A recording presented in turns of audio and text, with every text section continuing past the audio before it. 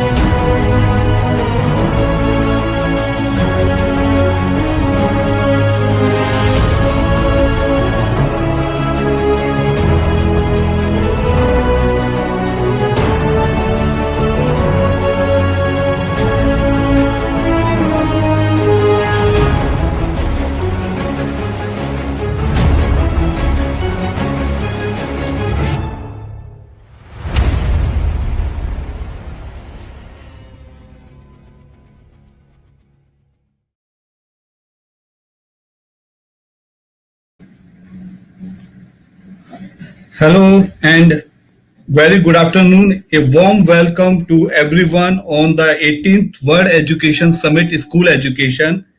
And here we are our next panel in the mid of the noon. Here we are going to discuss on the topic AI in the school education challenges and the opportunities ahead. It is a much needed topic, and as AI is already included in the curriculum. And to discuss on this topic, we have esteemed panelists from the PEN India. I would like to introduce our speakers.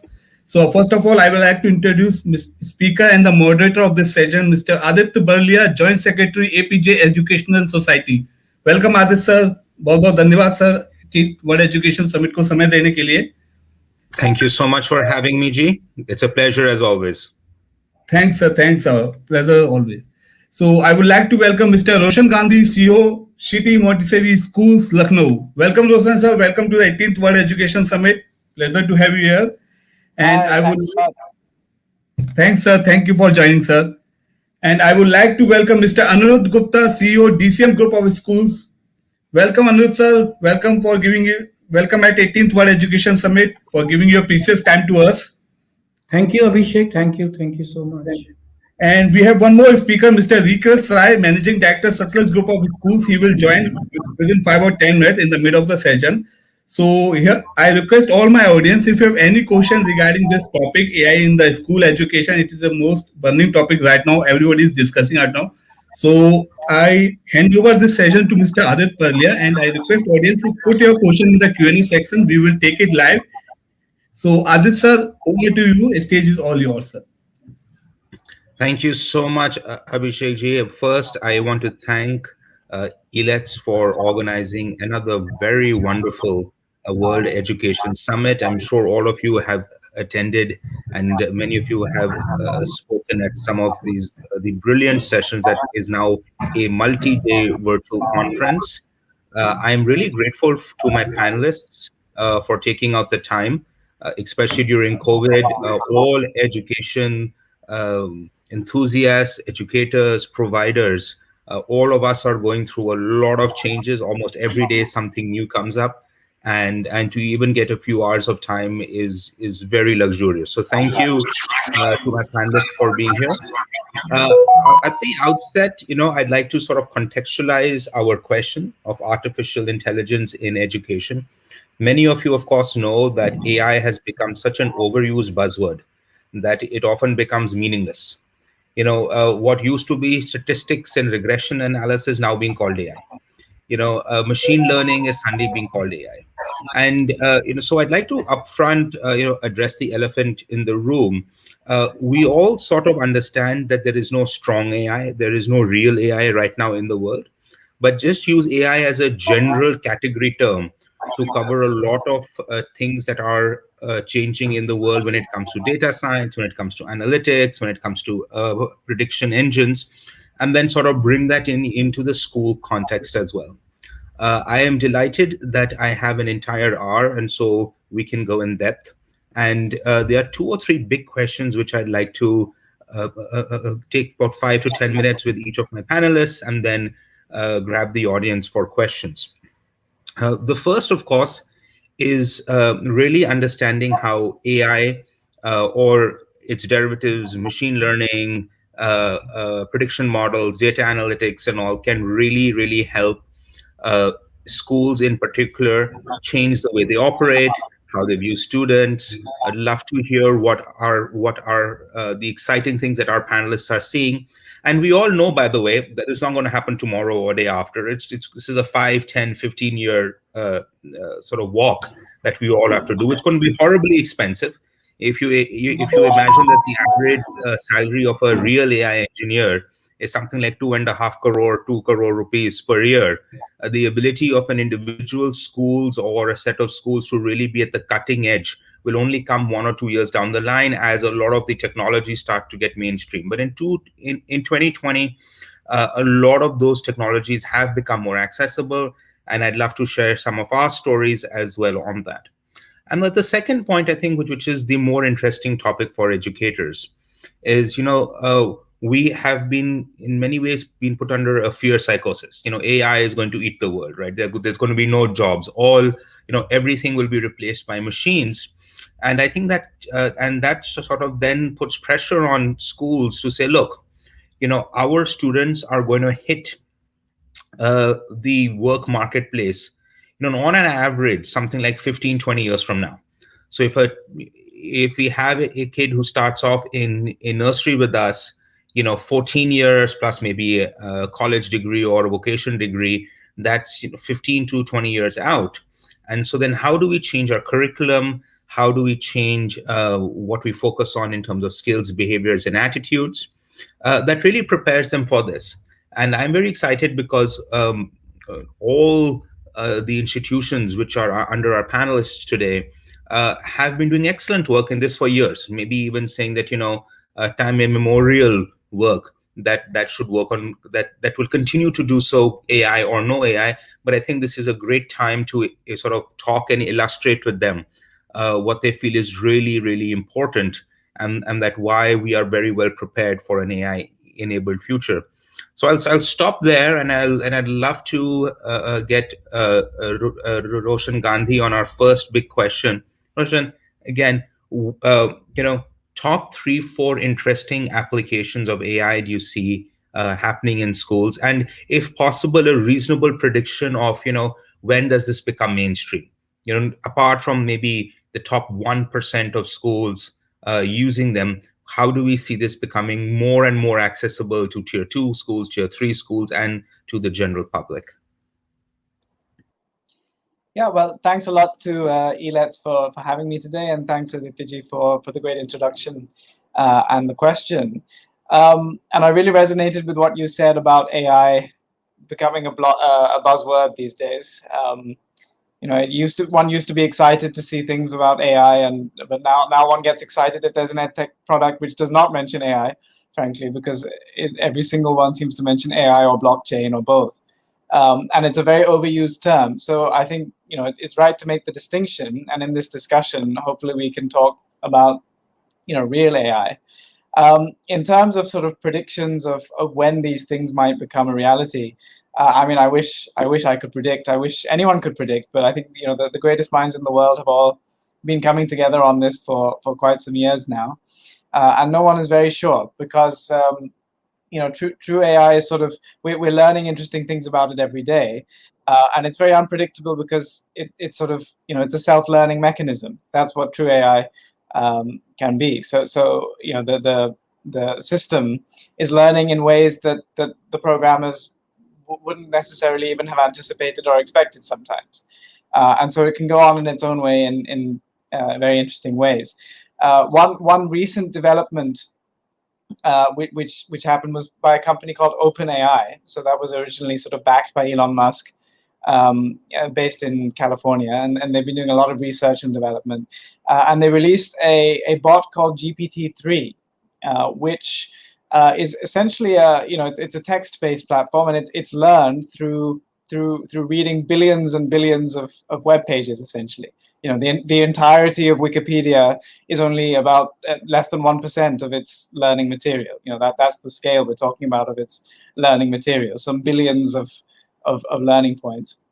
And what it can do is that you can ask it questions, and you can sort of tailor it slightly to your needs, and it'll spit out anything text-based, really quite sophisticatedly. And it's already been remarkably producing pieces of writing and essays which are actually of a fairly decent standard. Not amazing, but a good enough standard to pass as a typical sort of class 9 student's history essay.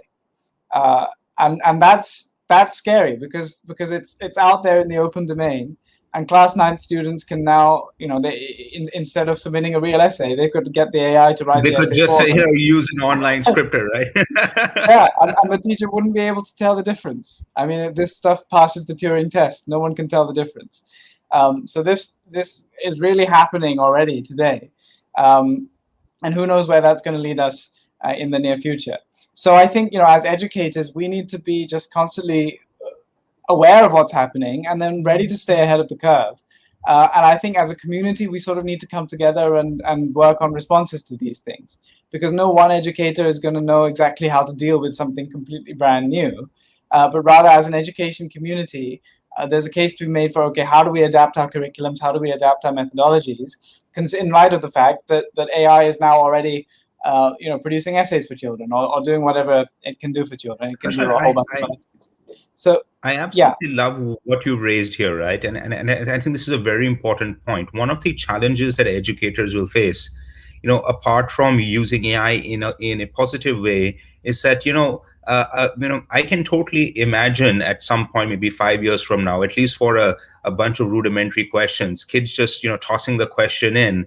And like you said, they'll get an essay out of it, they'll get a term paper, they'll get, a presentation made. And all of us are using fairly enhanced and in some cases machine learning enabled plagiarism detectors. But this will be a completely new work product. And as you said, passing the Turing test, if it passes the Turing test, and for our audience, the quick version of the Turing test is that if you can't tell if you're speaking to an AI and you can't tell whether it's human or AI, then you might as well consider it AI. But if you can pass that Turing test, I think it's going to be an extraordinarily challenging time for educators to, for example, redo their entire evaluation methodologies. Yeah, evaluation methodologies, and a whole lot of things. I mean, what are we getting our students to do, and why are we getting them to do it? We have to start questioning these things in a few years. So I'll just briefly also mention one other application of AI, if I may, which is sort of it's already been happening in a non-AI based way, and once AI is truly introduced into it, I think the power is really huge. So we already have and have had for several years systems which we might call adaptive learning. So the student is on a platform and they're answering questions, and the system is sort of based on their question is then giving them a higher difficulty level or a lower difficulty level in order to enable them to progress at their own pace as per their personalized learning needs. So the power of true big data and real AI that can be built off that can massively boost the accuracy and the personalization. When there's scale, when you've got millions of children using a single platform, the kind of data that will exist will really enable platforms to pinpoint individual students' learning in very sophisticated ways. Right now, platforms you don't really get platforms where, I don't know, the student is working on physics in class 9th physics problem, and the system knows that there's a class 5th maths problem which is underpinning the knowledge of that physics problem, and takes them to that and helps them learn that. So that where real machine learning and AI comes in, that kind of application will be enabled, and I think that's possible really in the very near future.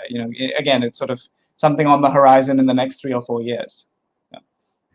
Sure. I just want to add something to that, and one of the points which you mentioned in that statement is very important, right? The big enabler of reasonable AI, true AI or strong AI, that's years away. But even a reasonable machine learning platform that can truly analyze students, not just outcomes, but let's say student journeys. We need millions of data points to make it accurate, right? And I think this is one of the biggest challenge any AI machine learning company faces today. You can't take 10,000 data points. You can't take 50,000, 100,000. It has to be in the millions to really, really get an accurate read. And one of the wonderful things about being in India, it's very easy for us to put in, let's get 5 million data points because we just have that many students. We have that much population. If you were to go to Norway or even any other European country or a Singapore or a UAE and said, hey, let's get 3 to 5 million data points for anything, that's a significant chunk of their population. And I think one of the interesting things for India's journey in really figuring out how to map and measure student journey, and I think this is one of the big opportunities, and particularly this is where the government perhaps needs to sort of step in and help and support, and the major boards as well, is that, creating data sets of these massive amounts of learning, and if not giving it for free, certainly licensing it at very low cost to companies who want to see what interesting things they can do with it. I think these data sets cost a lot of money to put up. They require a lot of regulatory input and support, and often pressure and leverage to get that data out. But once that data is out, it should not be hogged by a couple of people. My worst nightmare is doing this exercise, doing this, and then either one company or some government lab somewhere is the sole exclusive access to this data, and they sit on it for years and years and years, versus let's create an ecosystem around it where those who contribute the data have access to it, those who want to license it at a reasonable cost have access to data. At the same time, you have a regulatory mechanism to preserve student privacy and to make sure that data is scrubbed clean so you can't do nefarious things with it. And Anirudh, would love to move to you now for this question. State of AI stuff that is, that you've seen out there that you're really enthused about. I loved Roshan's point. I think we're in a similar position. The moment someone comes to us and says, hey, I have this AI-enabled edtech solution, mine just shuts down. They're like, okay, garbage, right? This is just, what's it actually do? Stop saying AI, AI, AI. Saying AI 5 times in a row doesn't mean your product has AI. It has to do something that is truly differential. But what have you seen either early on or in terms of logical progression, things that excite you, where you see AI, machine learning, analytics making a huge difference in school education? Thanks, Aditya. You rightly said, AI has been overhyped. Fine, a lot of companies, vendor organizations, they are trying to, encash on this latest buzz. So before I talk about AI, particularly in field of education, let me just talk about year 2020. All of us, we know this pandemic times, it has been a game changing year in so many ways. We had lot of challenges, lot of disruption. However, I feel that there have been a lot of silver linings too, particularly we see, like how we've been able to ensure continuity in education, how lakhs and millions of schools, college, universities, they have been able to ensure uninterrupted learning during this pandemic times, all because of technology. Technology has been the driver and technology has come to our rescue. Fine. So, however, as we know, like we were talking about certain pitfalls also, that it's a double-edged weapon too. But I feel, it's up to us, like how do we make use of any particular set of technology or misuse that. Fine. AI, like in India, which is a land of diversity, fine, and we have still, a lot of, children who are still out of schools, can really help us, particularly in our country in so many ways. Like particularly, talking about let's say, a classroom situation, where teacher has, 40 kids in front of her, and with all different set of learning abilities and different pace of absorption. So AI can really help in that aspect, where it's high night difficult to for a teacher to cater to a child who's very brilliant and a child who's struggling in the class. I'm talking of the adaptive learning. So from assessment, as you said, to adaptive learning, to making the right kind of career choice. So if used in a proper manner, if introduced, and if understood by all the educators in K-12, AI can really help us out, and it can help both the reach and quality. Fine. Especially still, like as we see in certain states, that there's a again resurge of COVID in certain states, five states in India. So in terms of virtual education, in terms of online education, AI is a great tool.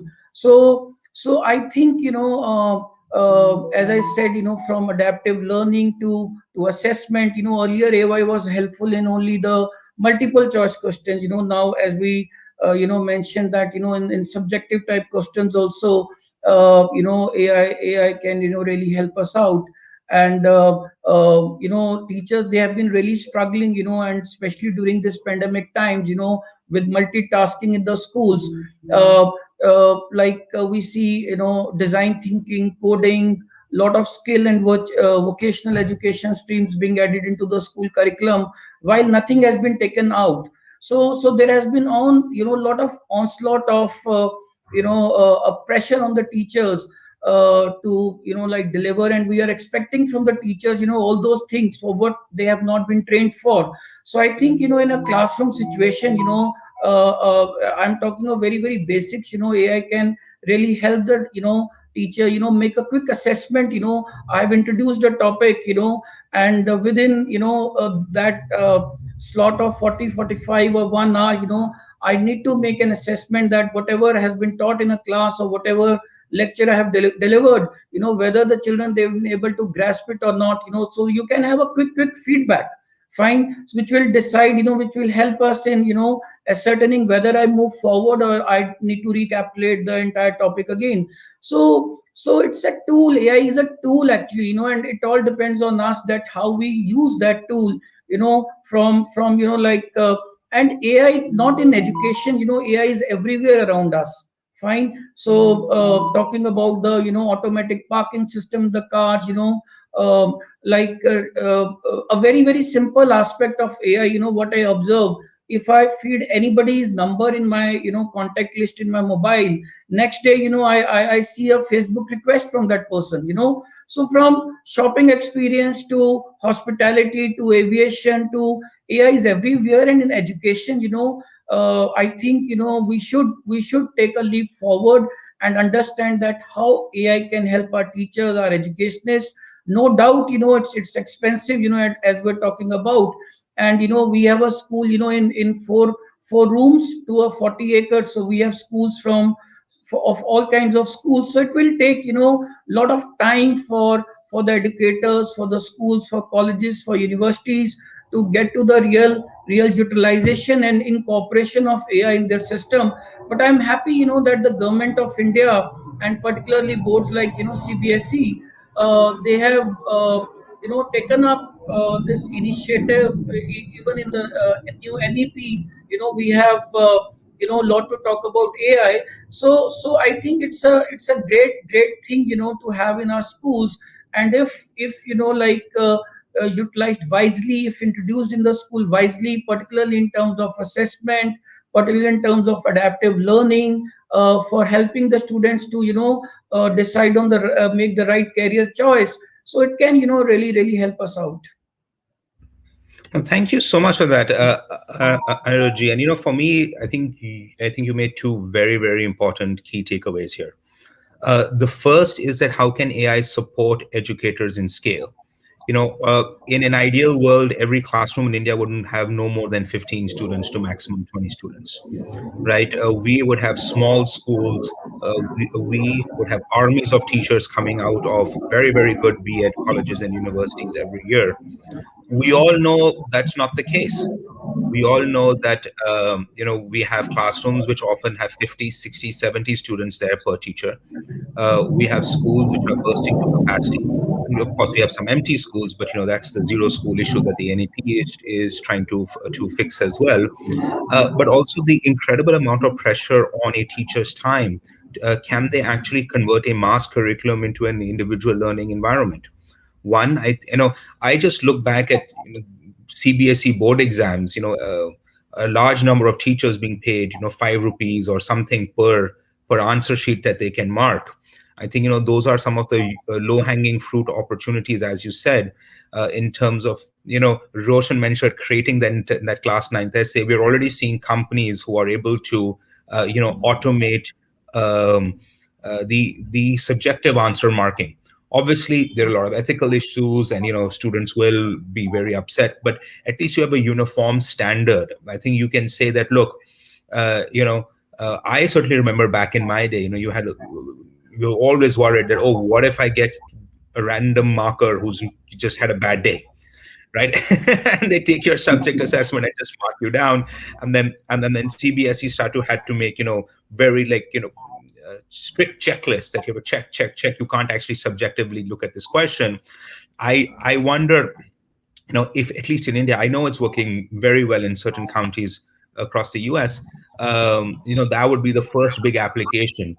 And with the NEP, with the change of exams, with the change of boards, handwriting recognition meets, consistent subjective analysis and answers. If that's something that can will be the truly mass scale impact of that AI has on our schools.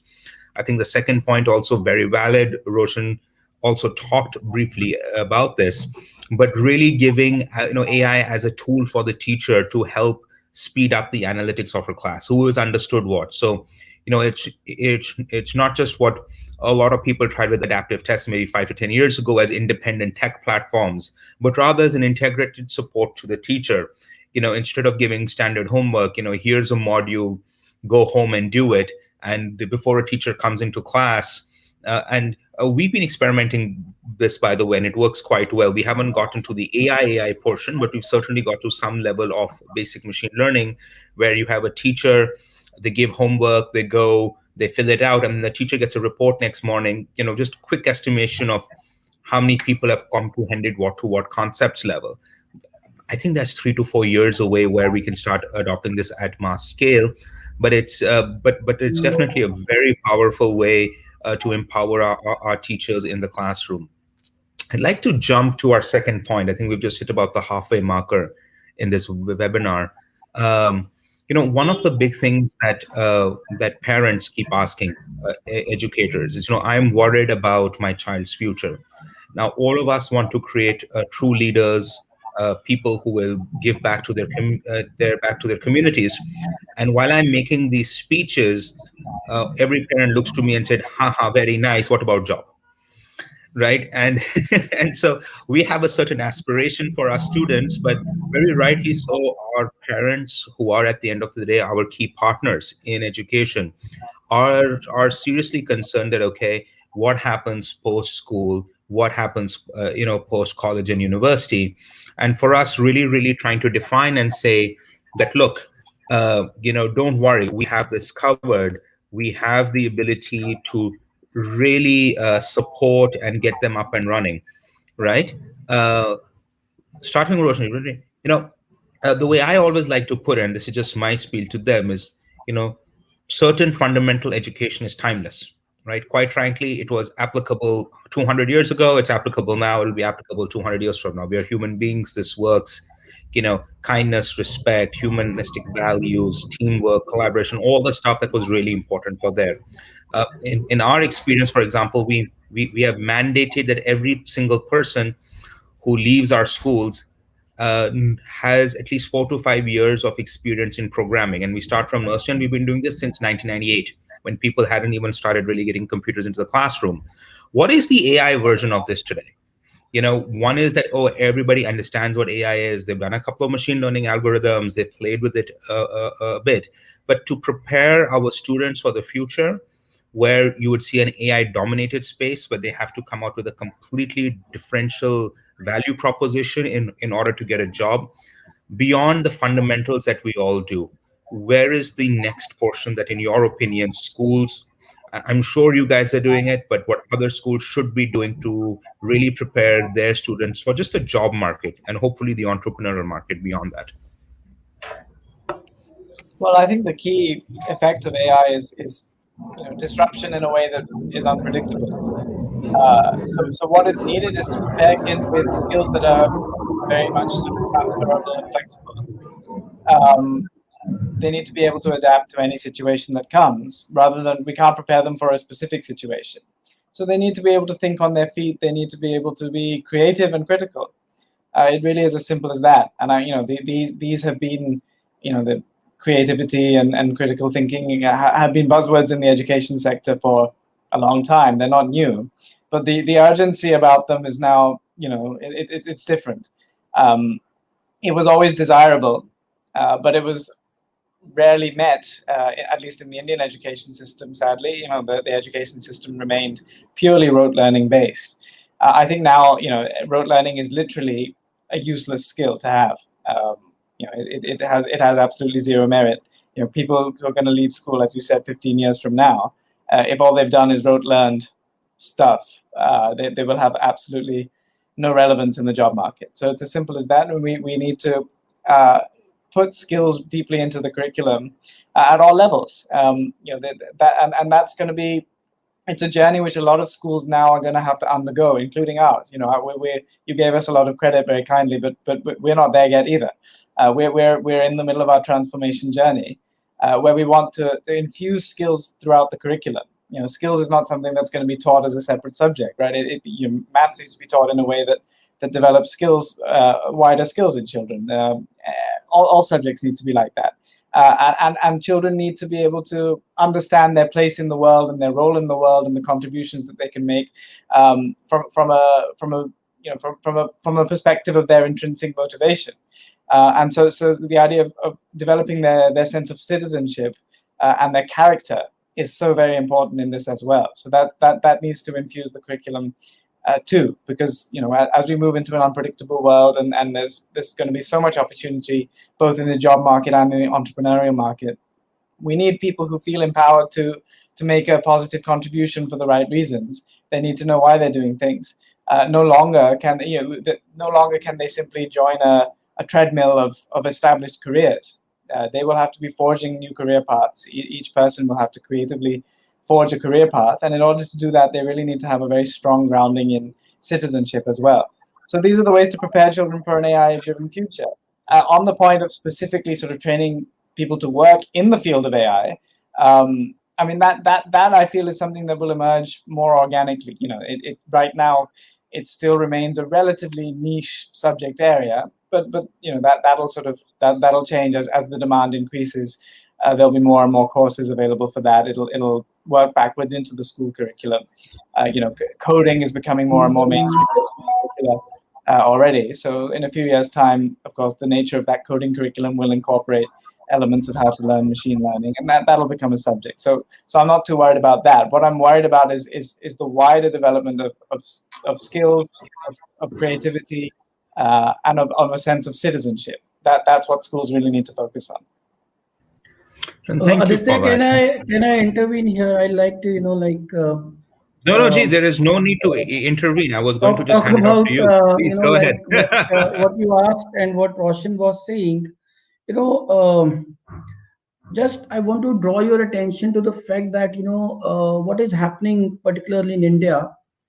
There's no dearth of India is the largest youth force in the world. Fine, so there's no dearth of certified and qualified people. It might be engineers, technocrats, passing out from universities, colleges, in numbers.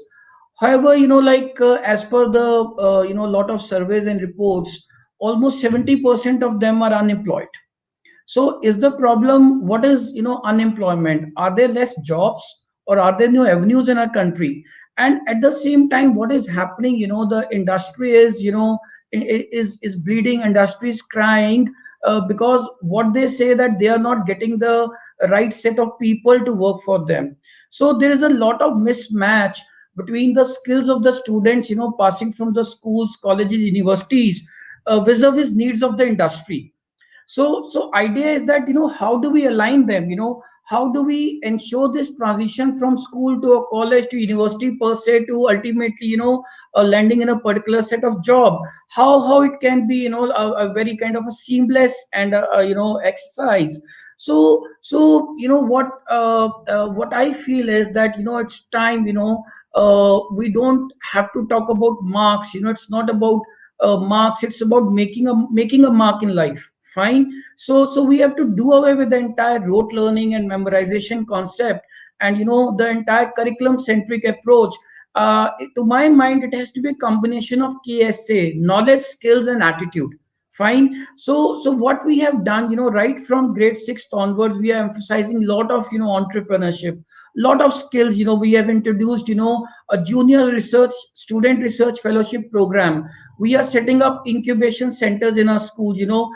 Government's initiative like Atal Tinkering Lab, Atal Innovation Mission, is offering a lot of grants to the college and universities to set up these kind of systems in place. So we need to really focus on skills, and particularly talk about 21st century skills. If I talk about critical learning, critical thinking or creativity, what Roshan was talking about, and the soft skills, the IT skills, the communication skills. We are in middle of the fourth industrial revolution, so we have to understand that what kinds of jobs the students are going to land themselves into 10 years or 15 years down the line. And we need to set up an ecosystem in place in our schools, where we are able to skill the children right from the formative stage. So that is the point. And so we have worked a lot in this area in DCM group of schools. And everything, it might be teaching of mathematics or English or science or social science. We are trying to make all these subjects, and the vocational education skill based. So if a child is studying maths in a school, so what kind of numeracy or mathematical skills will be required for the child when he or she goes for a job. So everything has to be it's all about skills now. Fine. So we want our students to make the right career choice, and don't remain unemployed. So we have people who are certified, who have qualifications, but they don't have skills. If I interview 100 people for a particular post, out of those 100 people, I find only 4 or 5 people who are really skilled. If I have to hire a civil engineer, so if I have to appoint somebody for a construction project, I find the skills of a Anirudh, I mason. think, Yeah. if I may, I think the broader point you're trying to make here is that Yeah. forget about an AI-driven future where jobs are scarce. Yeah. We are even in a non-AI present. There's already a Yeah. massive mismatch between Absolutely. uh, Absolutely.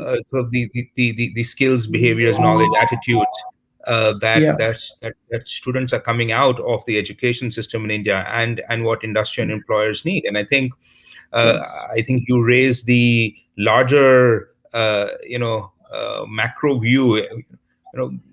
I used to blame. So when I used to wear my higher education hat, and I used to wear my industry hat at the same time, I used to lay the blame of this squarely on industry, because for me, one of the great failures, and last year I was chairman of CI Delhi, and one of the biggest problems that I used to say, at least at the higher education piece, was that we have brilliant courses in higher education and no students sign up for it. You have 5,000 guys ready to hire the moment someone graduates, but on this side, no student, because they never heard of it. It's not glamorous. It's not something that I still remember one of those brilliant courses. It was applicative healthcare, right? 5,000 employers ready to hire anybody who completes the curriculum. Zero admissions because people just wanted the cookie cutter standard stuff. It was an industry failure to tell them, no, if you take this course, I'll hire you and I'll pay you a fantastic salary. At the school level, though, and to Roshan's point, and I'd like to pick up two insights he's put out there. At the school level, for me, is that I can't tell industry, hey, tell me what jobs you'll have in 15 years, because they don't know. They barely know what's going to happen in 4 to 5 years. Telling them to give me a 15-year outlook is not something we can do. And I think we have to go back and look at foundational skills and foundational behaviors that what we hopefully believe is what's going to differentiate our students from their peers across the world or even in India, and against the so-called AI boogeyman.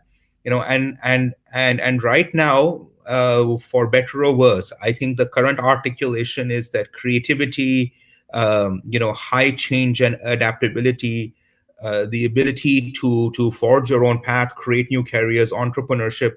These are sort of the things that we expect that the first generation AI won't be able to do as well. I definitely think if you're looking at a 30, 50-year outlook, I think it'll be a little bit more difficult to look at. But in the context of India, I also want to pull up something that I mentioned, Roshan mentioned, and Anirudh mentioned. It's entirely possible 20 to 30 years from now. India is moving almost to a universal basic income. If you're giving X thousand rupees every year to every person who's below the poverty line, I can imagine 4 elections, 5 elections from now, that's slowly creeping up so that every citizen has some sort of basic income and all. And then the transition as a democracy is the value of an Indian resident citizen will start to be more about how their social contract with the country, how are their social contract with society, how are they behaving in that sort of element, how are they contributing to society and humanity in that context. And I think that transition is maybe 20, 25 years out, but if you get a kid in kindergarten now, they're going to be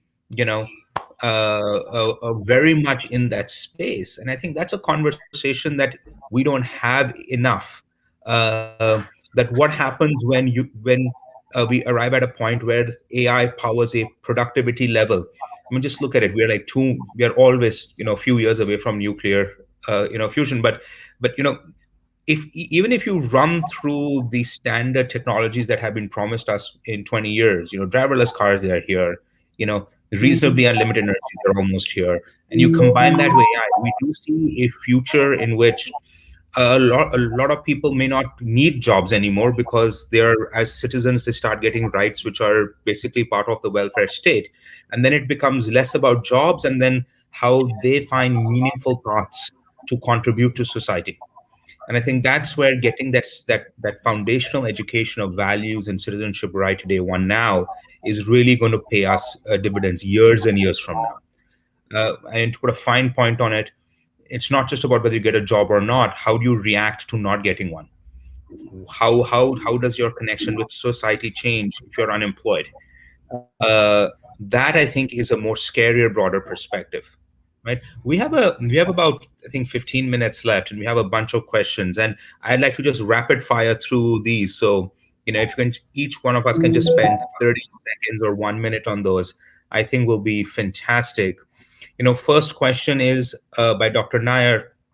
AI may be currently helpful for individualized learning like adaptive learning.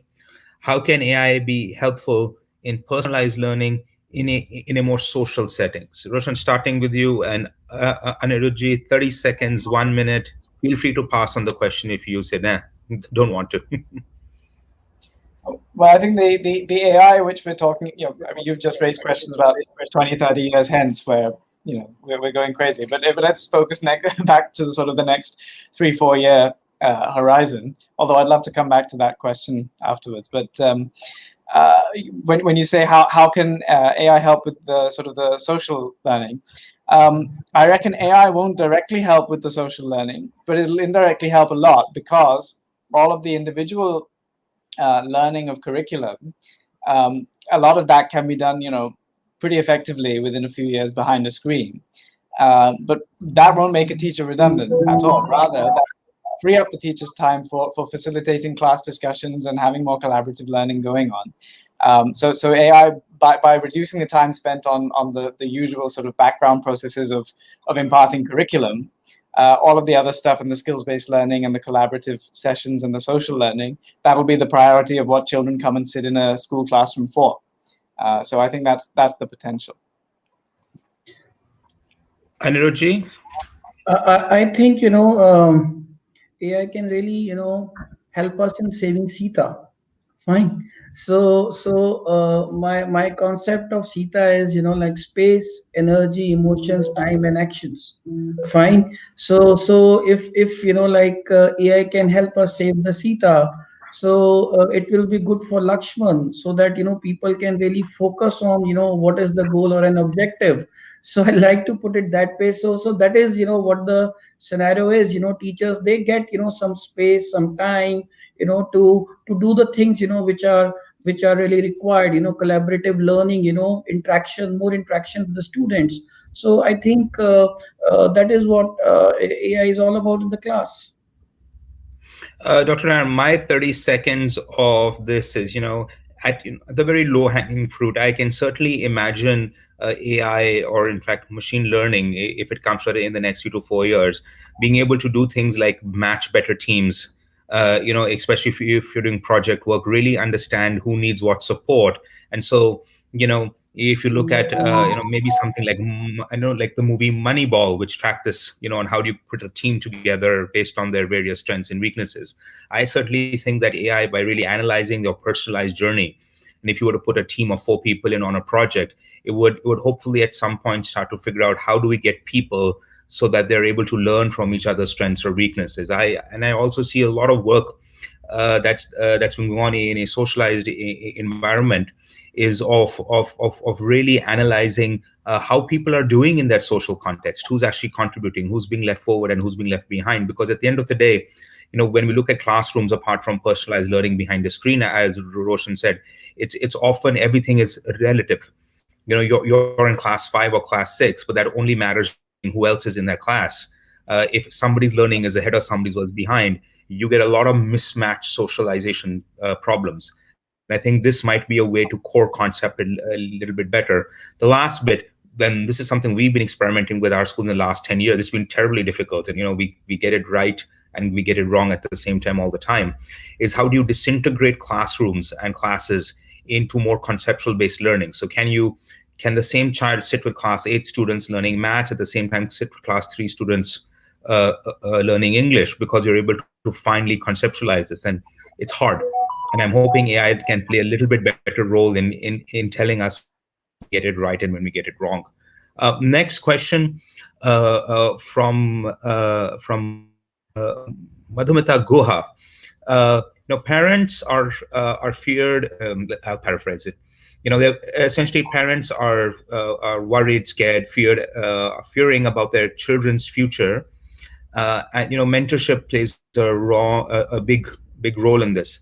How do you see AI stepping in on mentorship and really helping? Obviously, Gaji, low-hanging fruit is mentor matching, but I'll go to our panelists for a higher level thought on this. Roshanji, AI mentorship, what are the possibilities here? Well, we already have psychometric analysis, in usual sort of pen and paper tests or online tests. And so the same principles which we've already discussed, when you have big data and you can analyze that in a more meaningful sense, you can really match people to career paths, to career areas, to colleges, to all sorts of things, and then bring them together with mentors. I think the actual process of mentorship, that's still something which is very human connect. And again, we make the distinction between 20, 30 years from now, all of that's possible. But in the next 3-4 years, again, it all comes down to the same principles. The way that AI will help is by freeing up people's time to focus on this stuff. Right now, how much time do teachers actually give to mentoring individual students? Hardly any. Even schools now are appointing career counselors and that sort of thing. But how much real quality individual attention can they give? So if you have a career counselor who is supported by a psychometric test, which has been really thoroughly analyzed, and has time created to do this kind of thing because they're not doing other teaching duties in the school, because the total quantity of teaching duty is reduced by the power of AI, then the quality rapidly increases. Anirudh, your thoughts, AI playing a role in mentorship? Yes, as we all know, smart data gathering, powered by intelligent computer system is already making changes to how colleges interact with prospective and current students, from recruiting to helping students, choose the best courses. Intelligent computer systems are, helping make every part of college experience more closely tailored to the student need and goals. Also, data mining systems are already playing an integral role in today's higher ed landscape. But AI could, really further alter higher education. Initiatives are already underway in a lot of schools to offer students, AI guided training that can ease the transition between college and high school. Uh, who knows? But that college selection process may end up like Amazon or Netflix, with a system that recommends the best schools and programs for students' interest. And I think, if I talk about the best utilization of AI, I think it's the mentorship, it's the psychometric analysis based, making the right career choice. So it will be, very very handy for the parents, and even for the self assessment and analysis for the students, that which course, college or university is going to suit them. So, I mean, I'll just add my 2 bits, and I'll just extrapolate what our panelists has said. I think certainly one, the freeing up time and adding more data makes a lot of sense. If you have a mentor, and if it's a seriously senior mentor, they have a very shortage of time. Being able to get a report on their mentee to try to understand where the gaps are and where they can contribute, I think is a fantastic bit. And the more data they have about it can, maybe shorten the kind of connect they would have was over 10 sessions into maybe 2 to 3, where they have an upfront understanding of, how their mentee thinks, what are the gaps, where do they really need help. But I also think, as Anirudh said, and we don't need to get to AI for that matter. I think we are already close by in terms of machine learning and just developing better outcome systems there. And I'm involved in a couple of these initiatives, which is trying to, at an international level, which are trying to aim at this. And I see it in 2 years rather than in my not 20, 30 years. But particularly seeing what type of aspects of mentorship, the low-hanging fruits, can you take off from a human being. There's certain things which you can only get by a one-on-one connection relationship, making introductions, really sitting with you and being a great listener, understanding what you're saying.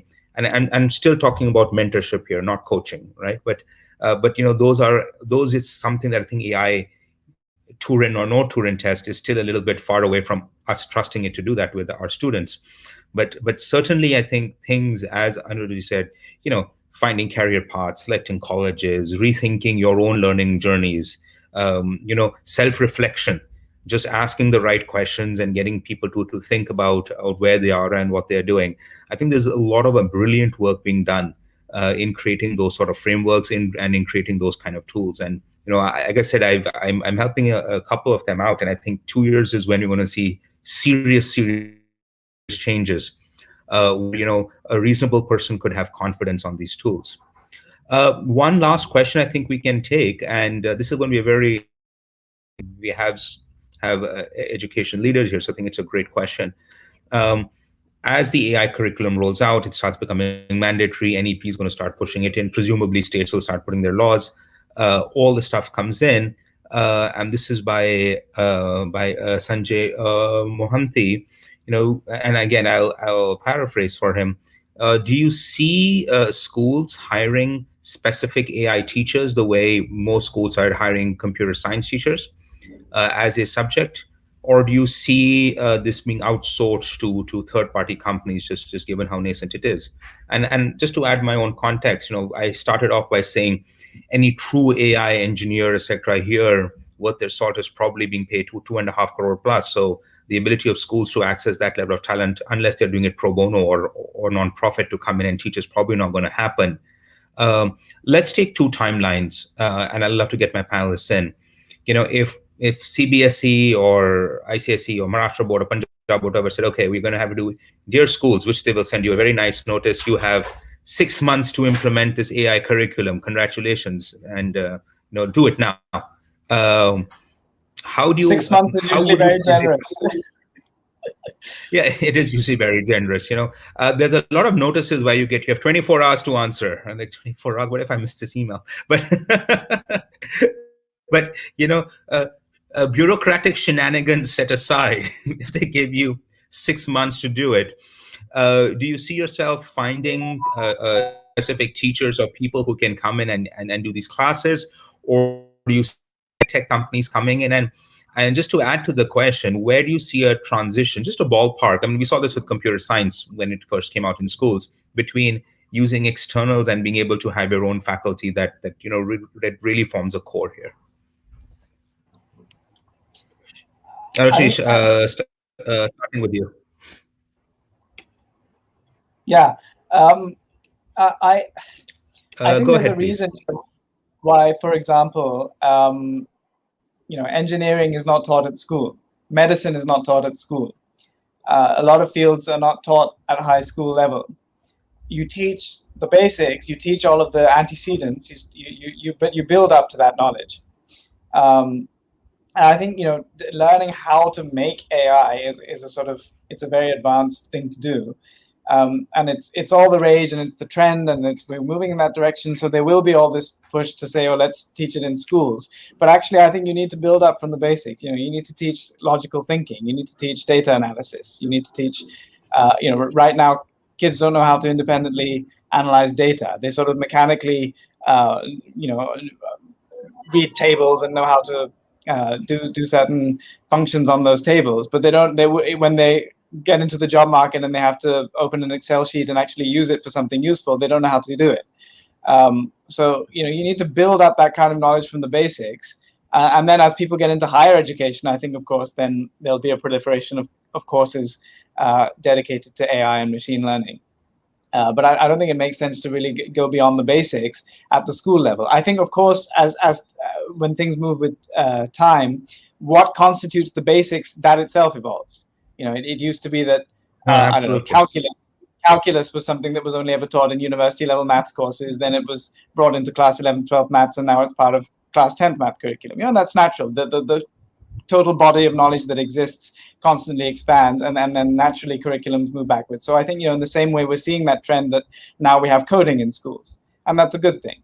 But it's a natural evolution. But I think teaching, I don't see myself hiring an AI teacher in the near future, basically. Anirudh, your thoughts quickly on this? I think we're just about hitting the end of time.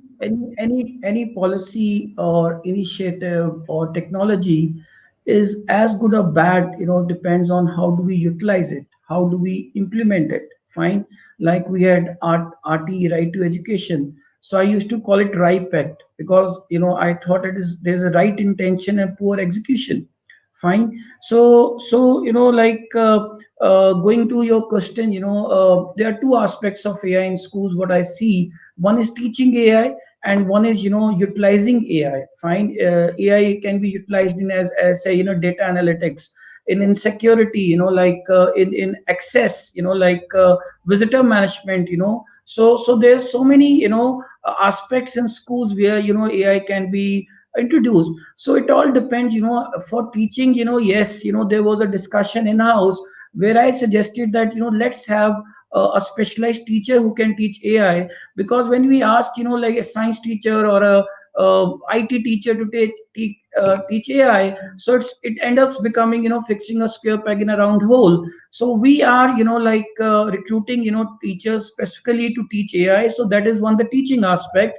Secondary, when it comes to admin aspects, or when it comes to utilization of AI, so it all depends on your capacity, on your what kind of funds are at your disposal. So if there is any good product available, like face recognition products, or some other, like as we are talking about the assessment tools, so if there are good products in the market, so it's better to get those products and have a third party, rather than like there'll be whole lot of effort, time, energy, which will go into having your own in-house competencies, to design and create those products. So for teaching, we go for in-house teachers, we are Fair enough, recruiting them. Anirudh. And as far as other aspect, we have third party helping us out.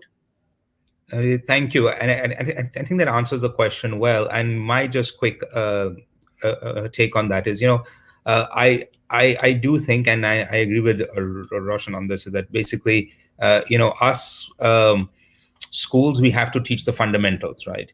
And so, I can totally imagine, as you said, the way calculus came in, we're going to talk about, higher levels of learning statistics, data structures, understanding how to do this at a very, very algorithmic math level, and with a bit of computer science. I know there are certain companies which are saying that if you are 9 years old and you take their online course, Google will hire you at the age of 14 and pay you millions of dollars in salaries.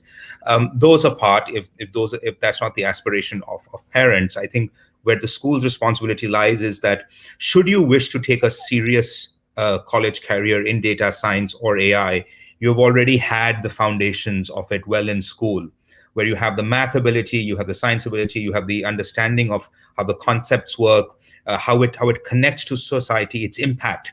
And you have enough exposure there that so as when you go out of school, you can make a very well-informed decision. Is this a career path for me? And then if you just are a citizen of a normal country, you know enough about what AI can do, the ethics about it, etc., to make reasonable decisions on how you use AI and such. And this is something we've seen all across the board when it comes to science, engineering, humanities, literature, art, and all of that comes in. A more informed person who can take good decisions once they leave school on this. I think we're just at the end of time. Thank you, everybody. This was a lovely in-depth discussion. I always get scared when we have like 7 to 8 panelists. Everyone talks for 2 minutes, 3 minutes, and we never really get into anything substantial. And this has been really wonderful. And thank you to the audience for such wonderful questions and us being able to at least go into them for a few minutes. Right back to you, G. Thanks, sir. Thank you, Aditya, sir. Thank you for the wonderful moderation. And we have much more questions, Aditya, sir. We have 7 more questions. We will mail you to all the speakers. And if you revert, we will send back the answers to the audience. So I request Rajesha, can you give the digital certificate, the speaker certificate? So it's a small token of application from WS School Education site. The certificate is presented to Aditya, sir.